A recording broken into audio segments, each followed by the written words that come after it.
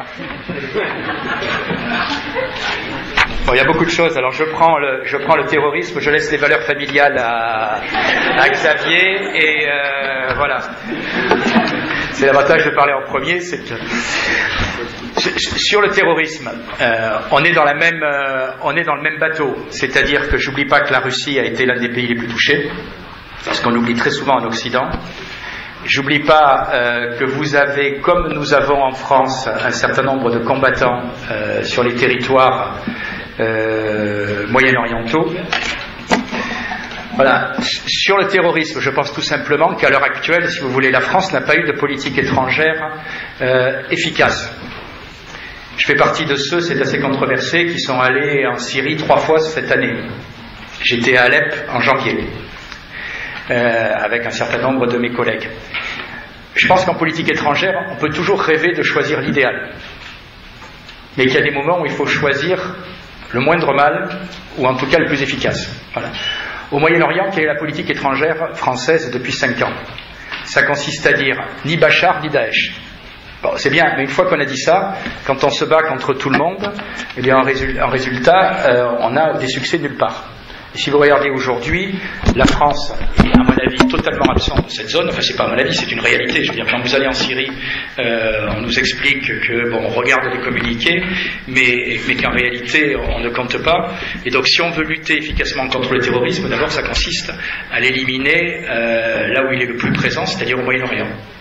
Donc, je pense qu'on doit clairement avoir une politique qui consiste d'abord à soutenir ceux qui luttent contre Daesh, ou ceux qui luttent contre ses alliés, c'est-à-dire Jabhat el-Nosra. Voilà. Et je trouve que l'intervention américaine en Irak et l'intervention russe en Syrie sont tout à fait complémentaires, et que moi je fais partie de ceux qui souhaitent la victoire des armées syriennes. Parce que chaque terroriste éliminé en Syrie, c'est un risque de moins pour la Russie, pour la France ou pour l'Allemagne. Et donc d'abord, si on veut, je le répète, lutter contre le terrorisme, ça consiste d'abord à avoir une politique claire et clairement à appuyer tous ceux qui se battent contre ces extrémistes et ces djihadistes dans cette zone. Après, il faudra faire évoluer le régime. J'ai jamais dit que le régime syrien était un régime extraordinaire, attention, loin de là. Deuxièmement, et puis pour finir là-dessus, deuxièmement, je pense qu'on a en France tous les outils nécessaires pour faire en sorte, comme la Grande-Bretagne, qu'aujourd'hui tous ceux qui ont été présents en Syrie ne soient pas récupérés sur notre sol. Voilà.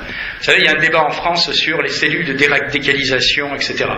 On dépense des fortunes. Moi, je suis désolé, quelqu'un qui aujourd'hui prend les armes en Syrie, alors qu'on a des soldats français d'un côté. La question, c'est pas est-ce qu'il faut le récupérer en France, c'est comment on le traite, parce que cette personne sera un danger potentiel jusqu'à la fin de ses jours. Jusqu'à la fin de ses jours, quand vous discutez avec les services.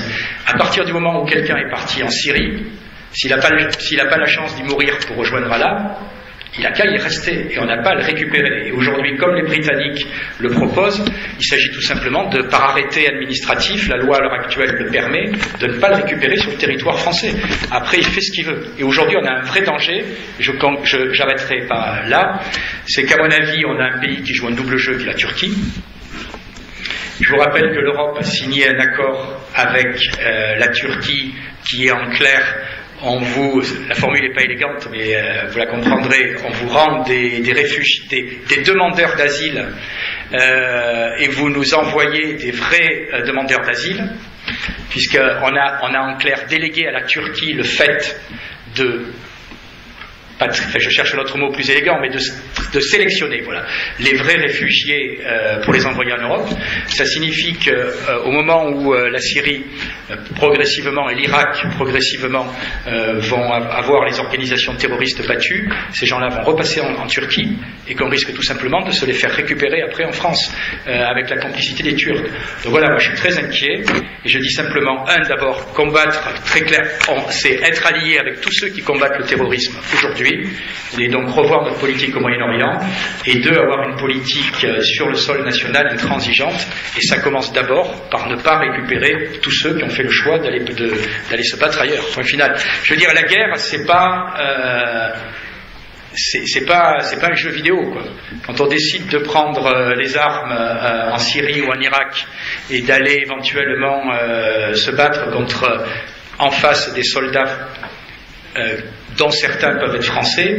Excusez-moi, à une époque, ça a été le peloton d'exécution. Et voilà, aujourd'hui, je pense aussi qu'à un moment, il faut rappeler simplement que ceux qui ont trahi les valeurs d'un pays n'ont plus leur place dans ce pays. Voilà. Je laisse la parole, je ne sais pas, à Alexandre sur les valeurs familiales ou à Xavier.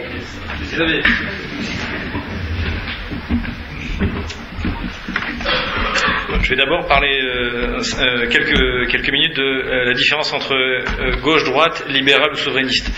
Je pense qu'en France, la question ne se pose pas en ces termes. Je ne crois pas qu'on ni droite ni gauche. Il y a la droite et il y a la gauche. Et on peut être de gauche et souverainiste et de droite et souverainiste. Moi, personnellement, j'assume parfaitement, je suis libéral conservateur. Pourquoi ? Parce que je vis dans un pays socialiste. Vous savez ce que c'est ? Enfin, vous n'y vivez plus depuis 27 ans. Mais je vis dans un pays où la France qui travaille est pressurée pour financer un État pachydermique qui fonctionne mal et qui ne sert à rien. 57% de notre PIB, c'est l'État. Donc c'est tout à fait inadmissible. Et le seul moyen pour relancer ça, c'est de libérer les entreprises. C'est pas de jouer sur la monnaie, c'est pas d'imprimer, sinon on peut distribuer des photocopieuses à tous les Français pour qu'ils impriment et mettent leur monnaie en s'imaginant qu'ils vont créer de la richesse. C'est pas comme ça que ça se passe. La richesse, elle se crée quand on laisse les gens, les entrepreneurs, produire. Voilà. Je suis entrepreneur, Alexandre aussi, il y a plusieurs entrepreneurs ici, et la source de la richesse, c'est ça. Donc dans ce sens-là, je suis libéral. Bien sûr, je ne suis pas pour que la France ouvre ses frontières dans tous les domaines à la planète entière. Et je pense que justement c'est ce que vous confondez en Russie, parce que pour vous le problème se pose en ces termes. Libéral, j'entends souvent ça à la télé russe ou dans les débats auxquels je participe, et il est possible qu'en Russie le débat se pose en ces termes, entre souverainiste et libéral. Mais en France c'est pas ça. Le problème de la France, c'est de sortir du socialisme. Nous sommes dans une économie, dans un modèle économique que vous avez quitté il y a 27 ans. Il faut bien vous rendre compte de ça. Et c'est pour ça que vous avez un endettement de 15% de votre PIB, c'est pour ça que nous, on est à 100%. Et c'est pour ça que, sous bien des aspects, l'économie russe est bien plus saine que l'économie française. Donc ça, c'est pour répondre par rapport à la question souverainiste et libérale. En ce qui concerne la famille, bon, moi c'est pas un secret, j'ai milité contre le mariage homosexuel. J'aurais aimé que ce soit dans le programme de François Fillon, ça ne l'est pas. Il y est personnellement opposé, il a voté contre, comme il est contre l'avortement également, mais il a décidé de ne pas remettre ça en cause, dont acte. Cependant, il considère que la famille est effectivement le socle fondamental de la société, et surtout, il est celui qui pourra remettre dans l'ordre dans notre natalité. Savez-vous que ces 2 dernières années, la natalité française baisse, alors que justement avec l'Irlande, nous étions les 2 pays d'Europe à avoir une bonne natalité. Pourquoi ? Parce que nous avons un système social qui fonctionne bien, etc., etc. Il y a ça, et il y a également un autre point auquel j'ai fait allusion, c'est que François Fillon considère que un enfant est un sujet de droit et pas un objet de droit. C'est-à-dire que l'enfant n'est pas quelque chose que vous pouvez fabriquer. En gros, pour être clair, vous ne pouvez pas aller chercher le sperme de quelqu'un pour l'inséminer dans une femme, sachant que l'enfant ne connaîtra jamais qui est son père. Ça, c'est pas possible. Parce que un enfant n'est pas un objet de droit, un sujet de droit. Et il a le droit de savoir qui est son père. Et il a le droit de savoir qui est sa mère. Bien sûr, dans la vie humaine, quelquefois, il y a des parents, il y a des enfants qui naissent sans connaître ni leur père ni leur mère. Je sais de quoi je parle, puisque je suis 2 fois père adoptif. Mais ça, c'est le malheur naturel de la vie contre lequel on ne peut rien. Mais fabriquer du malheur, comme c'est le cas si jamais on fait de la procréation médicalement assistée, faire un enfant où on a décidé pour lui qu'il ne connaîtrait pas son père, ça c'est inhumain, et c'est un respect absolument, c'est un manque de respect absolu vis-à-vis de la dignité de la personne humaine. Voilà pourquoi je voterai pour François Fillon.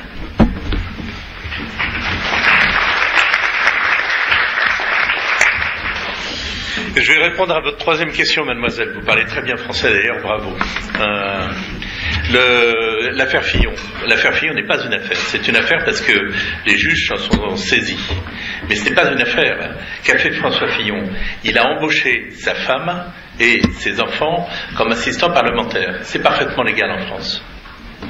Tout le problème est de savoir a-t-elle travaillé ou est-ce un emploi fictif ? Voilà. Mais bien sûr que sa femme a travaillé. Et je mets au défi quiconque de prouver qu'elle n'a pas travaillé. François Fillon était le plus jeune député, à 27 ans. Et depuis, il a été député, sénateur, maire, président du conseil régional, ministre, premier ministre, et j'oublie certaines de ses fonctions. Il est impossible pour sa femme de ne pas avoir travaillé. Ça fait 22 ans que je suis en Russie, 22 ans que je vois les épouses d'ambassadeurs qui ne travaillent pas, les épouses d'ambassadeurs, qui n'arrêtent pas de faire de la représentation, de faire des discours pour leur mari, de recevoir à la résidence, de s'occuper des dîners, de s'occuper... Les femmes d'ambassadeurs travaillent tout le temps, sauf qu'elles ne sont pas rémunérées. Comme assistants parlementaires, ils ont le droit de le faire. Ils avaient le droit parce que je crois que la loi a changé maintenant et on ne peut plus. Si, on peut. Ah, on peut toujours, voilà. Donc ils veulent changer ça, je crois. Voilà. Mais donc oui, Madame Fillon a travaillé. Oui, c'était légal. Donc il n'y a pas d'affaire Fillon. Merci.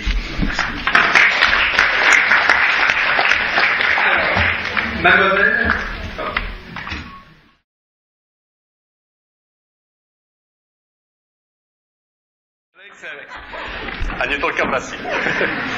Ce qui est important de dire, c'est qu'il y a quelque chose qui se passe, ça a été rappelé par monsieur le député, par Emmanuel, par Xavier, par Alexandre et par moi-même. Il y a quelque chose qui se passe qui est inédit actuellement. Aujourd'hui, dans cette campagne, il y a une prise de pouvoir des médias de ce qui serait l'opinion et donc le vote futur des Français. Aujourd'hui, on a des hommes très influents, très importants, comme Pierre Berger. Alors Pierre Berger, pour les Russes qui ne connaissent pas forcément, c'est le propriétaire, c'est l'un des propriétaires du Monde et du Nouvel Obs, qui sont donc deux médias parmi les plus importants en France, qui publiquement tweet qu'il mettra à disposition du candidat Macron tous les outils qu'il a en sa possession pour le soutenir, pour le mettre en avant. Lorsque l'on a deux médias aussi importants qui sont contrôlés par un homme qui a pris une position claire et nette dans son choix, quelle est la part d'honnêteté rédactionnelle dans le traitement d'information des médias aujourd'hui en France? C'est un exemple concret. Il y a d'autres exemples qui sont très simples, qui sont le nombre de couvertures, le nombre de unes, le nombre d'articles concernant le candidat choisi par les médias, donc Emmanuel Macron, depuis maintenant 6 mois, depuis 4 mois, depuis etc. Et la seule chose qui a été dite de la part de En Marche sur ce thème-là pour se défendre, c'est oui, mais de novembre à fin janvier, la droite et la gauche ont fait plus de une. Oui, on avait une primaire. Eux n'en avaient pas. Donc effectivement, ça a pris un petit peu l'occupation dans les médias. Mais hormis ces deux primaires, à gauche comme à droite, hormis ce temps de primaire, les médias ont massivement orienté le choix des Français vers une direction, celle qui a été expliquée par Xavier, par Alexandre, le choix Emmanuel Macron. C'est donc pour la partie média, en tout cas, ce que je voulais dire. Alexandre, peut-être sur la partie statistique, mais oui, c'est globalement assez conjoint. Assez conjoint. Très rapidement, pour démystifier ce sujet, ce qu'on constate, c'est qu'historiquement en France, au cours de la période récente, on a, lors des élections qui ont lieu dans les écoles de journalisme, on a des votes qui sont très majoritairement à gauche. C'est des faits qui sont vérifiables sur Internet. C'est-à-dire que sociologiquement, le journaliste français est plutôt un homme de gauche, au sens de la gauche socialiste. Vous pouvez trouver ces informations en anglais, en français sur Internet. Les sondages, les élections qui ont eu lieu dans les écoles de journalisme ont donné des résultats à la gauche de l'ordre de 90, 95, jusqu'à 100%, je crois, dans certaines écoles. Donc on est sur des gens qui ont un profil sociologique extrêmement monolithique, extrêmement similaire. Donc évidemment, quand ces journalistes rentrent en fonction, c'est logique que ça se transcrive dans leur prise de position, et malheureusement ça ne devrait pas être le cas, mais dans toute leur production en fait de matériel. À cette tendance, s'est superposée au cours des 10 dernières années une nouvelle tendance que vous connaissez tous, c'est Internet. Il y a de plus en plus de nouveaux sites Internet, il y a de plus en plus de sites alternatifs, on trouve tout et n'importe quoi, mais il y a beaucoup de gens qui ont une vision assez différente de ce qui se dit dans les grands médias et qui l'expriment sur Internet. Donc aujourd'hui, ces deux dynamiques, elles se télescopent un petit peu. Et puis c'est vrai, on a constaté tous, vous l'avez vu récemment, lors du Brexit, lors de l'élection de Trump, lors des primaires en France, eh bien, ce qu'on nous avait affirmé qu'il allait se passer, c'est-à-dire ce que j'appelle le grand scénario, ne se réalise pas. C'est-à-dire que je pense que les populations en Europe et en Occident sont beaucoup plus sous pression qu'elles ne l'étaient il y a 10 ans ou 15 ans pour des raisons identitaires, économiques, peu importe, et que ça se traduit de façon électorale. Donc aujourd'hui, il faut prendre avec beaucoup de précaution les sondages, parce que vous avez vu que même en Russie, les sondages ne s'avèrent plus aussi justes qu'avant. Donc je pense qu'aujourd'hui, moi, je peux vous donner un conseil, je m'intéresse beaucoup à ces sujets. Il y a 6 ans, j'ai fait une conférence, ici même à Guimau, sur l'image de la Russie dans les médias français.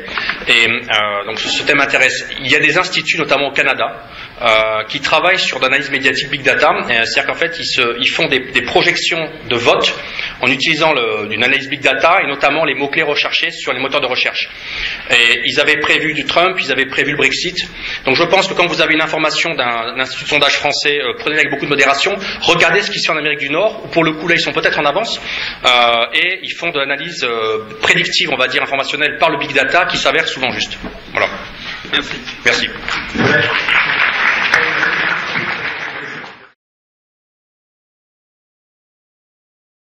Mais parce que la réponse est connue.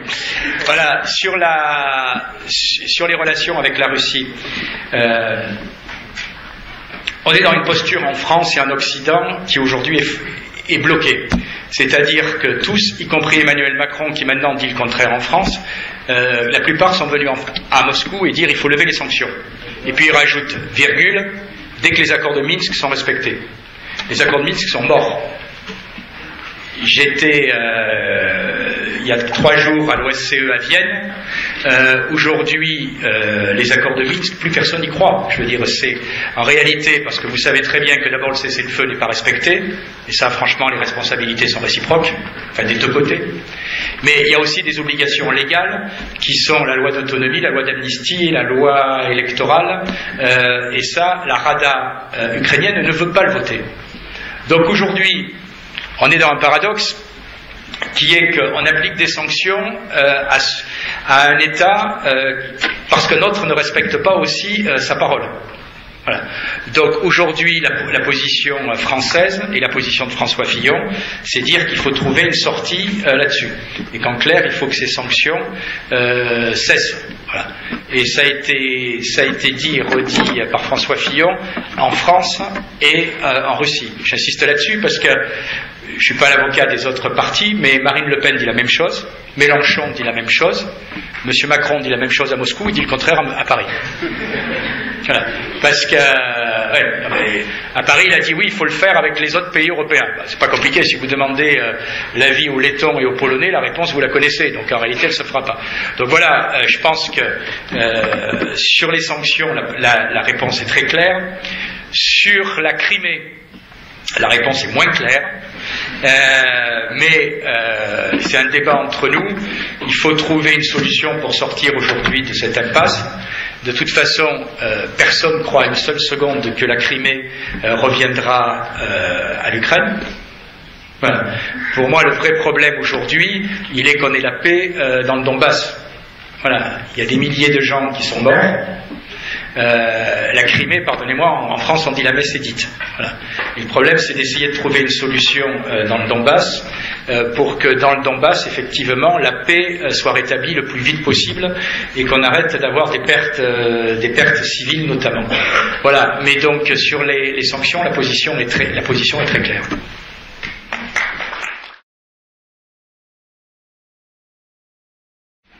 Je pense qu'il y a une différence ontologique entre la gauche et la droite.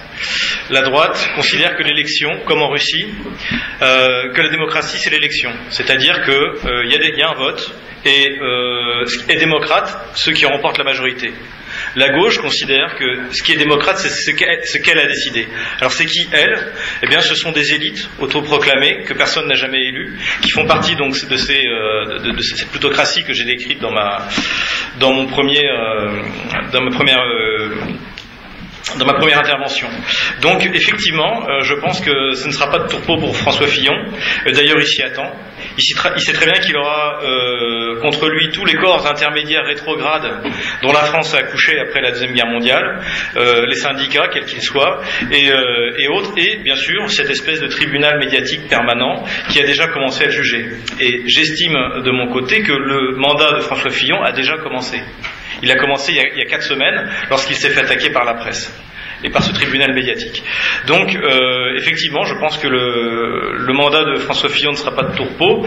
Alors, je veux pas dire, Monek Kidé me disait en plaisantant, à chaque fois on dit que c'est l'élection de la dernière chance. Donc, j'espère qu'on sera toujours en démocratie, qu'on dira toujours ça dans 3 siècles. Mais c'est vrai que on est vraiment à un tournant. Et ce serait vraiment un paradoxe si la gauche française, donc cette idéologie gauchiste et gauchisante qui est sur le déclin, eh bien, nous en reprenne encore le pouvoir pour 5 ans et enfonce la France encore plus bas qu'elle l'a mise aujourd'hui. Mais c'est vrai que François Fillon aura affronté des forces très importantes, mais comme il a déjà commencé à le faire depuis 4 semaines.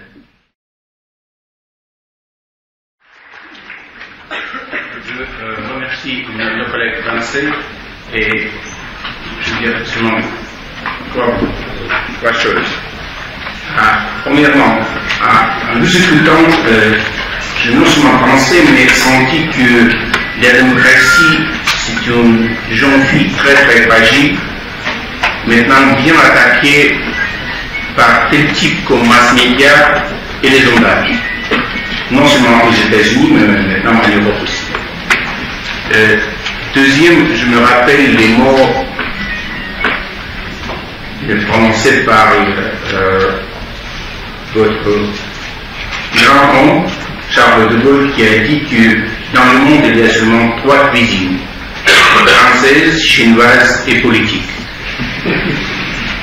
Eh bien, c'était la démonstration d'une très bonne cuisine politique d'une manière française. Et enfin, je veux dire que nous, les Russes, nous voulons voir la France stable, forte et efficace dans les affaires étrangères. Merci.